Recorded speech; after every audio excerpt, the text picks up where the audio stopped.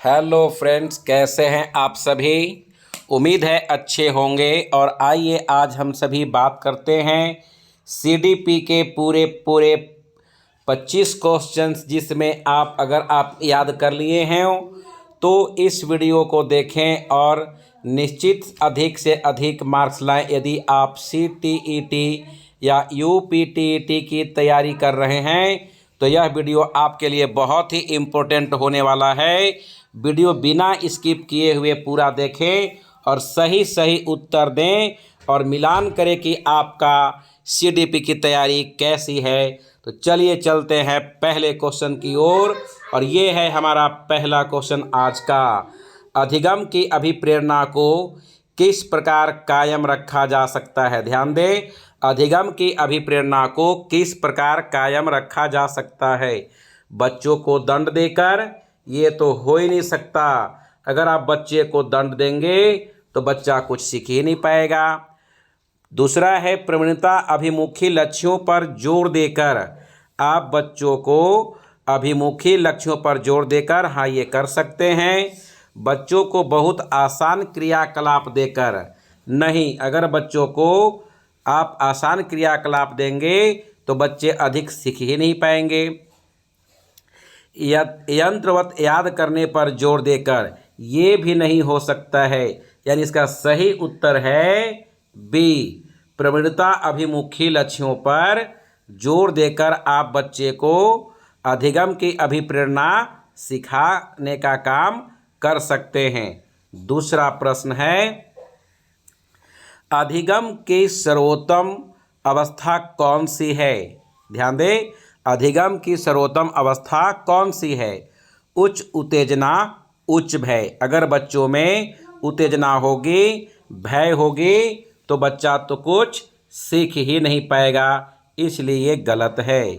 निम्न उत्तेजना, उच्च भय। अगर उत्तेजना कम होगी और भय भी उच्च होगा तो भी बच्चा कुछ नहीं सीख पाएगा। संतुलित उत्तेजना, कोई भय नहीं। यस, अगर आप सिखाना चाहते हैं बच्चों को तो यहाँ पर संतुलित योजना सही है और कोई भय भी नहीं, लेकिन ये भी कोई अच्छा नहीं है। इसलिए अगला, कोई उत्तेजना नहीं, कोई भय नहीं। यस, बच्चे में किसी प्रकार की उत्तेजना नहीं होनी चाहिए और किसी प्रकार की डर नहीं होनी चाहिए। यानी इसका सही उत्तर है डी। अगला क्वेश्चन हम देखते हैं और यह निम्न में से अध्यापक अधिगम का सबसे प्रभावशाली माध्यम कौन सा है। यानी अगर शिक्षक क्लास में पढ़ा रहा है तो अध्यापन की अधिगम का सबसे प्रभावशाली तरीका कौन हो सकता है। विषय वस्तु को यंत्रवत याद कराना नहीं, आप यंत्रवत नहीं करा सकते।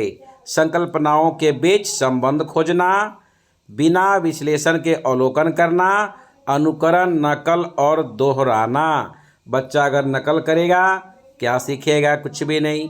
बिना विश्लेषण के अवलोकन करना, आप अवलोकन बिना विश्लेषण के कर ही नहीं सकते, इसलिए ये भी गलत है। और फिर संकल्पनाओं के बीच संबंध खोजना, इसका सही उत्तर है बी। अगला प्रश्न, बच्चों को सीखने में कठिनाई होती है जब। ध्यान दें, बच्चे को कोई भी सीखना चाह रहा कुछ भी, तब उसको कठिनाई कब होगी। जब सूचना अलग अलग टुकड़ों में प्रस्तुत की जाए, वो आंतरिक रूप से अभिप्रेरित हो, अधिगम सामाजिक संदर्भ में हो या विषय वस्तु को बहुरूप में प्रस्तुत किया गया हो। मित्रों ध्यान दें और सही उत्तर चुने। इसका सही उत्तर है ए, सूचना अलग अलग टुकड़ों में प्रस्तुत की जाए। जब सूचना अलग अलग टुकड़ों में दी जाएगी तो बच्चे वहाँ पर ठीक ढंग से कुछ नहीं सीख पाएंगे और उनको सीखने में कठिनाई होगी। अगला प्रश्न, शर्मिंदगी डैश का क्या है। शर्मिंदगी का संज्ञान से कोई संबंध नहीं है। शर्मिंदगी का संज्ञान पर नकारात्मक प्रभाव पड़ सकता है। बच्चों को अधिगम हेतु अभिप्रेरित करने के लिए बहुत प्रभावशाली है। ये तो हो ही नहीं सकता से। यानी शर्मिंदगी के भाव में अध्यापन अधिगम प्रक्रिया में बारंबार पैदा करना चाहिए? नहीं। अगर बच्चा शर्म करेगा तो वो सीख नहीं पाएगा। इसलिए इसका सही उत्तर हो सकता है बी, यानी शर्मिंदगी का संज्ञान पर नकारात्मक प्रभाव पड़ सकता है। अगला प्रश्न है, अधिगम के लिए निम्न में से कौन सी धारणा उपयुक्त है? आप बच्चे को कुछ सिखा रहे हो तो कौन सी धारणा सबसे उपयुक्त है? योग्यता सुधारने के लिए हाँ हो सकता है, योग्यता अटल होगी, और जब फिक्स कर लेंगे तो फिर वो तो हो नहीं सकता। प्रयासों से कोई फर्क नहीं पड़ता, नहीं, ये तो गलत है। अगर हम प्रयास करेंगे तो निश्चित रूप से उसमें फर्क पड़ेगा। असफलता अनियंत्रित है, ये भी कहना गलत है कि असफलता अनियंत्रित नहीं है, वह तो नियंत्रित हो सकती है, यानी इसका सही उत्तर होगा ए, योग्यता सुधार्य है। यानी योग्यता में हम लोग इम्प्रूव कर सकते हैं, सुधार ला सकते हैं। अगला प्रश्न है, कक्षा में अर्थपूर्ण अधिगम को प्रोत्साहित करने के लिए अध्यापिका को डैश करना चाहिए। अध्यापिका क्या करेंगे कक्षा में? अगर अधिगम को हमको प्रोत्साहित करना है बच्चों के बीच में, विद्यार्थियों की सहायता करनी चाहिए कि वे अपने मनोभाव और अभिप्रेरणाओं को सुव्यवस्थित कर पाए। हाँ, ये कर सकते हैं हम लोग। विद्यार्थियों को उनके प्रदर्शन के आधार पर वर्गीकृत और नामांकित करके उनके योग्यता आधारित समूह बनाना चाहिए। ये तो आप कभी कर ही नहीं सकते कि बच्चों को आप अलग अलग उनके योग्यता के आधार पर यदि आप डिवाइड करते हैं, ये सबसे नकारात्मक वर्क होता है टीचर का। विद्यार्थियों में संवाद और परिचर्चा को प्रोत्साहित करना चाहिए। हाँ, ये करना चाहिए। कक्षा में विविधता की उपेक्षा करके शिक्षण की मानक विधि को अपनाना चाहिए। हाँ, आप क्लास में विदाउट डिस्क्रिमिनेशन आप अपने स्टैंडर्डाइज्ड मेथड को अपना सकते हैं, यानी 4 भी सही है, 1 भी सही है। यानी अब नीचे कूट में आंसर देना है, यानी सही उत्तर है 1, 2 एंड 4। 1, 2 एंड 4 कहाँ पर है? इसमें 1, 3, 4 है, सॉरी 2 तो मैंने गलत किया है, तो सही उत्तर है सी, यानी 1, 3 और 4 सही है। अगला प्रश्न, अधिगम एक डैश और डैश प्रक्रिया है। Learning is a dash and dash process. ये कैसी है? जटिल और सक्रिय? ये तो नहीं है। फिर सरल और रैखिक है? ये भी नहीं है। सरल और व्यक्तिगत है? हाँ। जटिल और निष्क्रिय? इसका सही उत्तर है सी, के अधिगम एक सरल और व्यक्तिगत प्रक्रिया है। अगला प्रश्न, कक्षा में प्रभावशाली अधिगम के लिए डैश वातावरण की रचना करनी चाहिए बजाय डैश वातावरण के। यानी आप कक्षा में अगर पढ़ा रहे हैं तो वातावरण कैसी होनी चाहिए, कैसा इन्वायरमेंट होना चाहिए क्लास का? सहयोगिक और प्रतिस्पर्धिक होनी चाहिए। ये तो गलत है। क्लास में अगर आप सहयोगिक करेंगे और प्रतिस्पर्धित करेंगे, कंपटीटिव करेंगे, या कंपटीटिव और कोलैबोरेटिव करेंगे, है ना, यानी प्रतिस्पर्धिक और सहयोगिक करेंगे, भयवाह और सुसाध्य करेंगे, या प्रतिस्पर्धिक और सुसाध्य करेंगे। यानी क्लासरूम में आप जो हैं फियरफुल होना चाहिए या फैसिलिटेटिव होनी चाहिए। यस, क्लास में अगर भयवह होगी और सुसाध्य होगी तो बच्चे सीख पाएंगे कुछ। तो इसका सही उत्तर बताइए दोस्तों क्या है? इसका सही उत्तर होगा भयवाह और सुसाध्य होना चाहिए, से इसका सही उत्तर है। अगला प्रश्न, निम्नलिखित में से कौन सा उदाहरण विद्यार्थियों को अधिगम के लिए अभिप्रेरित करने के लिए प्रभावशाली पद्धति है? निम्नलिखित में से कौन सा उदाहरण विद्यार्थियों को अधिगम के लिए अभिप्रेरित करने के लिए प्रभावशाली पद्धति है?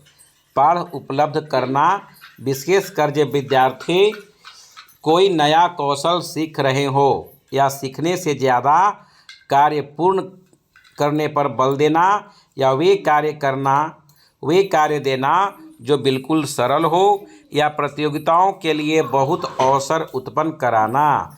इसका सही उत्तर है ए, पाठ उपलब्ध कराना बच्चों को। तो इस प्रकार से विद्यार्थी नया कौशल सीख सकता है। अगला प्रश्न, समूह में एक दूसरे को पढ़ाने और सहायता करने से क्या बेनिफिट, क्या फ़ायदा है।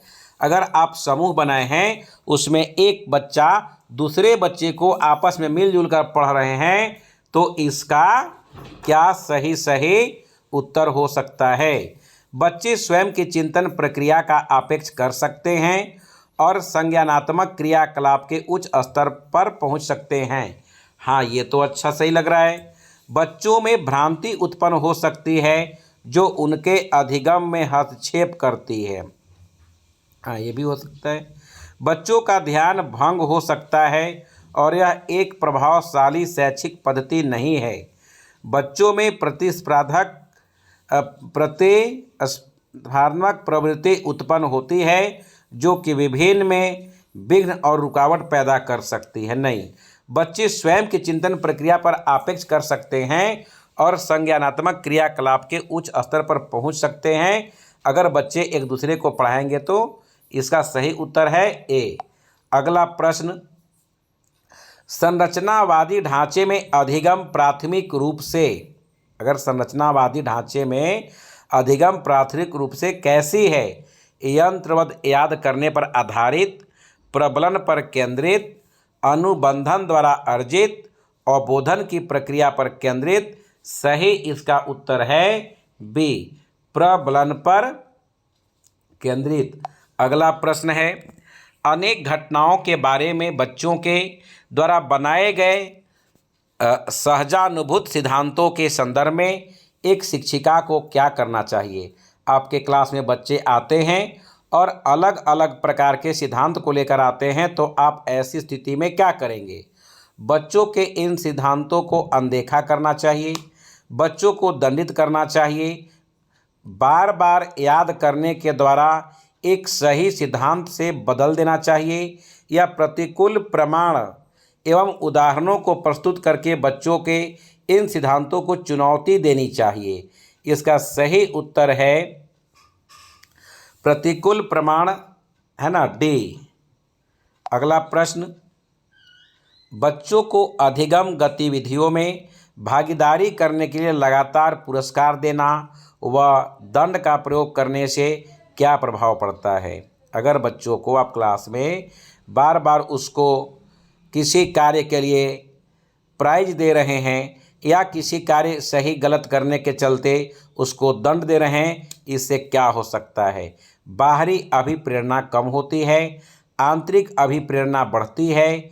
यह बच्चों के प्रदर्शन आधारित लक्ष्यों के बजाय निपुणता पर ध्यान देने के लिए प्रोत्साहित करेगा, या अधिगम में बच्चों की स्वाभाविक अभिरुचि तथा जिज्ञासा कम होगी।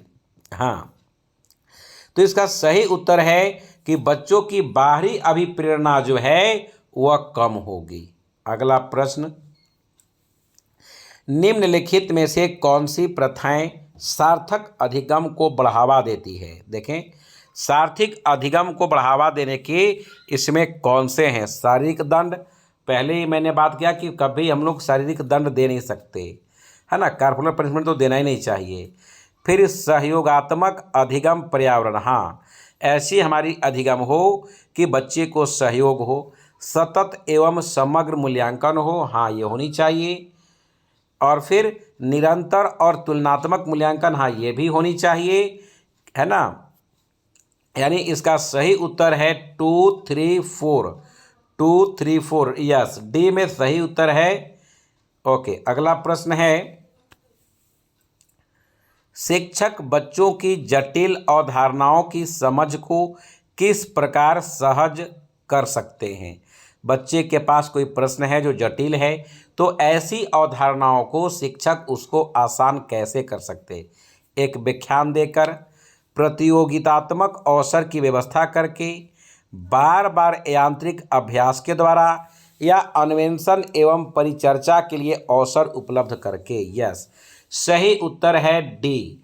बच्चों को आप खोज के लिए, बच्चे को आप ग्रुप डिस्कशन के लिए मौका देंगे तो वो अधिक सीख सकता है और आसान हो सकता है।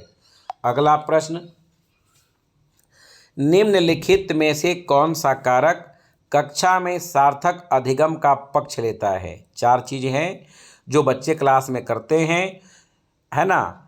तो कौन सा सबसे अधिक है, सार्थक है, जो अधिगम में यानी सीखने के लिए पक्ष लेता है?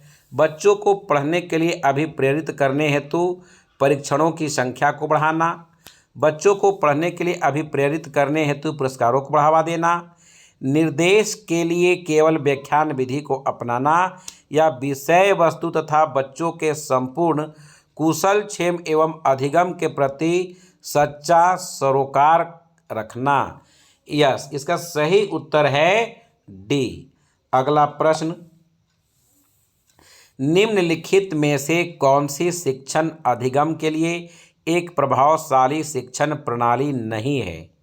ध्यान दें, कौन सी है जो सही शिक्षण प्रणाली नहीं है प्रभावशाली के लिए? बच्चों को अंतर्दृष्टि के द्वारा अनुमान लगाने के लिए प्रोत्साहित करना। अब बच्चों को कैसे प्रोत्साहित कर सकते हैं कि अनुमान लगाए कि हाँ इसका सही उत्तर क्या है? प्रयोग एवं पर्यवेक्षण ये तो होना ही चाहिए, संवाद एवं परिचर्चा होना ही चाहिए, दिए गए ज्ञान को दोहराने पर ध्यान केंद्रित करना, हाँ ये भी होनी चाहिए। क्या नहीं होनी चाहिए? बच्चों को अंतर्दृष्टि के द्वारा अनुमान लगाने के लिए कहना, प्रोत्साहित करना, ये गलत है, यानी इसका सही उत्तर ए। अगला, शिक्षक कक्षा में पढ़ने में ध्यान न देने वाले बच्चों को किस प्रकार का बर्ताव कर सकते हैं? समझिए, आप शिक्षक हैं और आपके क्लास में कुछ बच्चा ऐसा है जो वो पढ़ाई पे ध्यान न देता हो, तो आप उसके साथ कैसा बर्ताव करेंगे? बच्चों को कक्षा से बाहर जाने के लिए कहकर, ऐसा तो कदापि करना ही नहीं चाहिए। बच्चे को अगर आप क्लास से बाहर कर देंगे तो कुछ सीख ही नहीं सकता।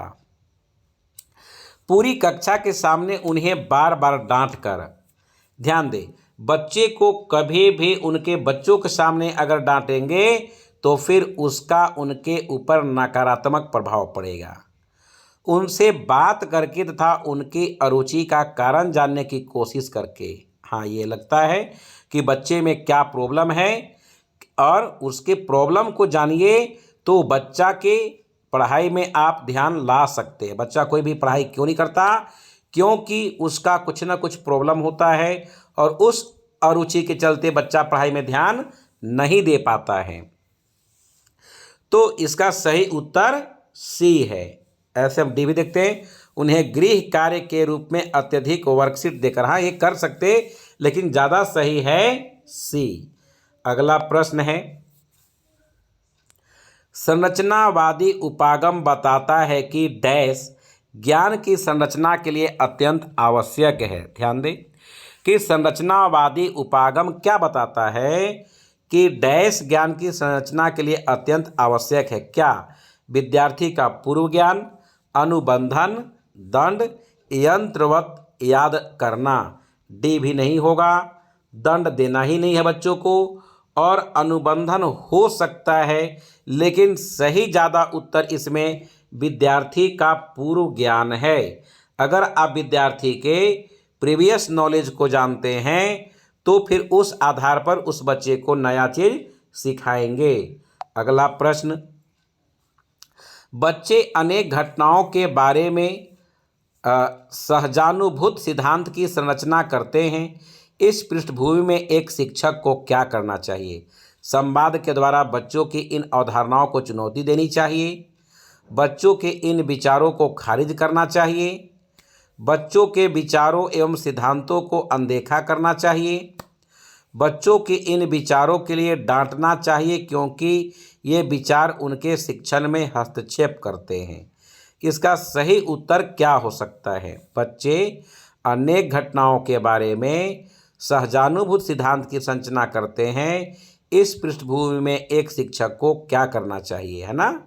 संवाद के द्वारा बच्चों की इन अवधारणाओं को चुनौती देनी चाहिए, बच्चों के इन विचारों को खारिज करना चाहिए, बच्चों के विचारों एवं सिद्धांतों को अनदेखा करना चाहिए, बच्चों को इन विचारों के लिए डांटना चाहिए क्योंकि ये विचार उनके शिक्षण में हस्तक्षेप करते हैं?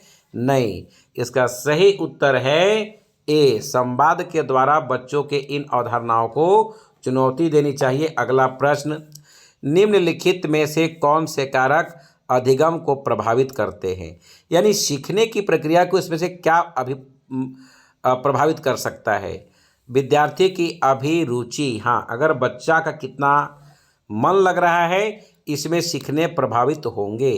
विद्यार्थी का सांवेगिक स्वास्थ्य, emotional health of the student, हाँ ये भी। और शिक्षा शास्त्रीय रणनीतियाँ, हाँ, शिक्षा शास्त्री जो है वो कैसा रणनीति बनाए हैं उस अनुसार से बच्चे सीख सकते हैं। और विद्यार्थियों का सामाजिक एवं सांस्कृतिक संदर्भ, यस, इसका ये भी, यानी सही उत्तर है डी, 1 2 3 4 ये सभी सही हैं। अगला प्रश्न, निम्नलिखित में से क्या ज्ञान के सार्थक संरचना की प्रक्रिया का एक महत्वपूर्ण पहलू है? निम्नलिखित में से क्या ज्ञान के सार्थक संरचना की प्रक्रिया का एक महत्वपूर्ण पहलू है? सामाजिक पारस्परिक क्रियाएं, लगातार अभ्यास तथा बार बार स्मरण करना, पुरस्कार एवं दंड, उद्दीपन प्रतिक्रिया संबंध। इसका सही उत्तर है ए, सामाजिक पारस्परिक क्रियाएं। अगला प्रश्न है, जब विद्यार्थी पुरस्कार पाने की इच्छा से बार बार किसी गतिविधि को करने का निर्णय लेते हैं, जैसा कि एक प्रयोग का नियोजन एवं संचालन करना जो कि प्रत्यक्ष रूप से उस गतिविधि से संबंधित नहीं है, जैसा कि एक स्टार या बैज प्राप्त करना, ऐसी स्थिति में क्या संभव उत्पन्न होती है? अगर क्लास में अधिक से अधिक लोगों को प्रोत्साहित किया जाए, किसके लिए? बैच के लिए, स्टार के लिए, या फिर उसे गिफ्ट देने की बात करी जाए, तो क्लास में क्या हो सकता है? अधिगम के प्रति भौतिकवादी अभिवृत्ति का विकास होगा, समझने के लिए अधिगम से आनंद प्राप्त करना होगा, या पुरस्कार के बिना भी उस गतिविधि में लगे रहना, या अन्य लोगों को खुश करने के लिए कार्य करने के बजाय स्वयं की निपुणता के लिए उद्देश्य निर्धारित करना। यानी इसमें जो हो सकता है, संभावना उत्पन्न हो सकती है कि समझने के अधिगम से आनंद प्राप्त करना नहीं, पुरस्कार के बिना भी उस गतिविधि में लगे रहना नहीं, अन्य लोगों को खुश करने के लिए कार्य करने के बजाय स्वयं की निपुणता के उद्देश्य को निर्धारित कर सकता है ये। अब आज चलते हैं अगला प्रश्न, जो अंतिम प्रश्न है। एक प्रारंभिक कक्षा कक्ष में एक बच्ची अपने साथ जो अनुभव लाती है, आप कक्षा में हैं, एक बच्ची आई जो जैसी भी नई है, पुरानी है, लेकिन वो अपना अनुभव लेकर आती है, तो आपको क्या करना चाहिए? उन्हें अस्वीकार करना चाहिए। तो कभी आपको करना नहीं चाहिए कि बच्चे को अनुभव को आप अस्वीकार नहीं कर सकते।